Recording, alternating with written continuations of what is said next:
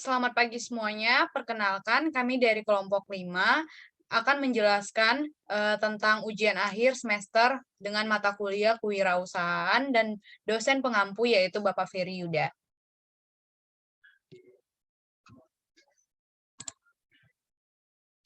Kemudian tim kelompok dari kelompok 5 yang pertama ada Tresia Febriana Tambunan, yang kedua ada saya sendiri Tintin Paulina, yang ketiga ada Yeni Delviana Sian.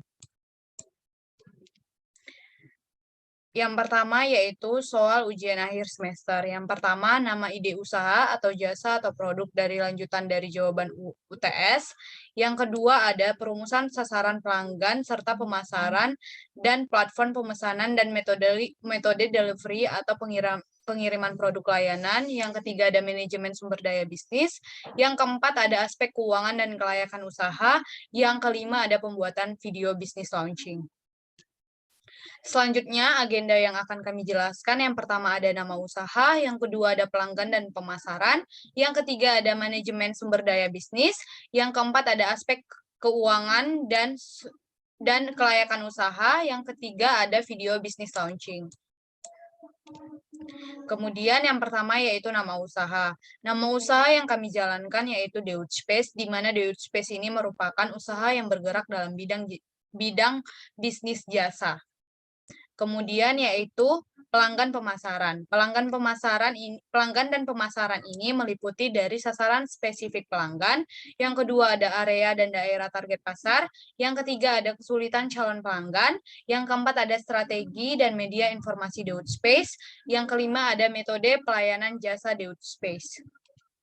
Selanjutnya yaitu spesifik pelanggan, di mana spesifik pelanggan dari usaha Deutspace ini yaitu lulusan SMA atau SMK yang ingin memiliki keterampilan dalam berbahasa Jerman. Kemudian yang kedua yaitu kaum muda yang ingin memiliki kejuruan dalam bidang keperawatan atau yang ingin bekerja sebagai caregiver atau perawat di Jerman. Kemudian yang ketiga yaitu ada siswa-siswi SD, SMP, dan SMA, di mana kami juga membuka bimbel khusus siswa-siswi SD, SMP, dan SMA dengan bimbel belajar semua mata pelajaran. Kemudian yang selanjutnya yaitu area dan target pasar. Area target pasar kami adalah di wilayah Kota Batam, khususnya yaitu di wilayah pusat-pusat kota yaitu Batam Center. Selanjutnya, kesulitan calon pelanggan dan strategi akan dijelaskan oleh teman kami, Yeni Delviana. Yeni Delviana, dipersilakan. Selanjutnya, kesulitan calon pelanggan. Yang pertama, biaya kursus bahasa Jerman, di mana biaya yang kami tawarkan tidak sesuai dengan kemampuan calon pelanggan. Yang kedua, rendahnya kesadaran calon pelanggan akan bahasa asing, yaitu bahasa Jerman. Yang ketiga, rendahnya pengetahuan calon pelanggan mengenai sistem Ausbildung di Jerman, di mana Ausbildung ini adalah sistem pembelajaran yang ada di Jerman. Kemudian strategi yang akan kami lakukan yaitu diskon harga belajar, di mana kami memberikan potongan harga bagi 10 pendaftar pertama. Kemudian standar materi pembelajaran internasional, setelah itu melakukan konsultasi, di mana kami memberikan masukan kepada calon pelanggan apabila ada sesuatu yang ingin dipertanyakan.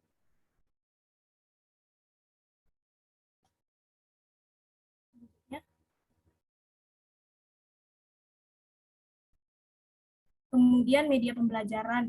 Yang pertama online, kami melakukannya melalui via Zoom. Setelah itu offline yang dilakukan di tempat bimbel yang berada di lokasi Batu Aji dan Batam Center. Yang ketiga ada hibrid, bisa dilakukan kedua-duanya online dan offline. Kemudian media sosial kami terdiri dari Facebook, Instagram, email, dan WhatsApp yang terdiri dari 2 admin. Selanjutnya. Yang ketiga, manajemen sumber daya bisnis. Yang pertama, pemasaran. Yang pertama terbagi menjadi mengkoordinasi strategi pemasaran yang telah disusun, seperti pemasaran melalui Instagram, Facebook, WhatsApp, dan juga Google. Selanjutnya, menyelesaikan masalah pelanggan. Pemasaran ini dilakukan oleh rekan kami, Tintin Paulina. Yang kedua, administrasi dan keuangan. Yang pertama, membuat laporan keuangan. yang akan dijelaskan di akhir nanti. Kemudian membuat administrasi. Tugas administrasi dan keuangan dilakukan oleh rekan kami, Tresia Febriana. Selanjutnya yang ketiga, pelayanan. Menjalin hubungan baik dengan pelanggan seperti memberikan respon pertanyaan yang diberikan kepada pelanggan melalui media sosial. Selanjutnya mengelola media sosial kursus DeutschSpace yang dilakukan oleh saya sendiri, Yendel Piana. Selanjutnya ada sarana dan prasarana. Yang pertama tempat bimbel yang berlokasi di Batu Aji dan Batam Center, yang kemudian listrik dan air yang menjadi pendukung proses pembelajaran di bimbel kami. Selanjutnya ada kursi dan meja.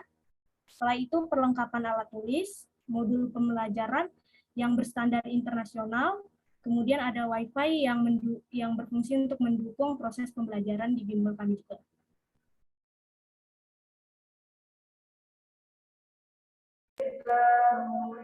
Aspek keuangan dan kelayakan usaha dalam membangun bisnis, aspek keuangan dan kelayakan usaha haruslah dilakukan agar usaha itu mendapatkan keuntungan yang baik. Selanjutnya itu menjelaskan modal investasi, di mana modal awal kami itu dari poin nomor 1 sampai 6 sekitar 4 juta yang akan kami kelola. Selanjutnya, kami juga melakukan perhitungan di fixed cost dan variable cost, di mana total fixed cost itu adalah 30.600.000. Fixed cost sendiri adalah biaya yang tetap walaupun suatu usaha itu tidak berproduksi. Selanjutnya yang variable cost itu sekitar 10.700.000 rupiah. Variable cost itu adalah biaya yang berubah. Selanjutnya ada biaya harga pokok penjualan. Harga pokok penjualan ini menggambarkan kisaran biaya yang digunakan dalam setiap kegiatan produksi atau barang atau jasa. Jadi untuk total harga pokok penjualan kami itu 10.700.000 dan per unitnya itu 1.712.000 rupiah. Selanjutnya kami juga membuat target omset dan net profit kami selama 6 bulan. Dapat kita lihat dari tabel berikut. Dari bulan pertama, bulan kedua, bulan ketiga, bulan 4, bulan 5, dan bulan ke-6 terdapat omset dan labanya. Selanjutnya itu ada tabel BEP. BEP ini untuk menganalisis proyeksi berapa jumlah unit yang diproduksi atau berapa uang yang harus kami terima, yaitu total BEP penjualan kami 81.600.000 rupiah. Selanjutnya ada namanya ROI, di mana ROI ini adalah perhitungan laba investasi dibagi nilai investasi awal dikali 100%. Didapatkan 132,95%. Selanjutnya ada tabel payback period, di mana untuk mengetahui tingkat total revenue-nya agar kita dapat melihat berapa layanan jasa di usaha kami, dan itu dapat menilai kelayakan usaha yang baik.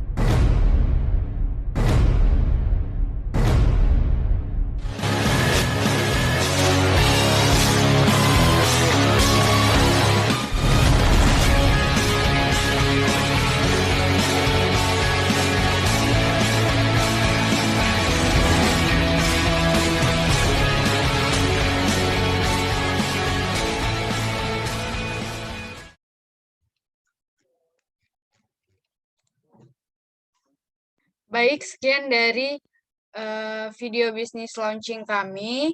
Kurang dan lebihnya mohon dimaafkan saat kami melakukan presentasi. Terima kasih dan selamat pagi.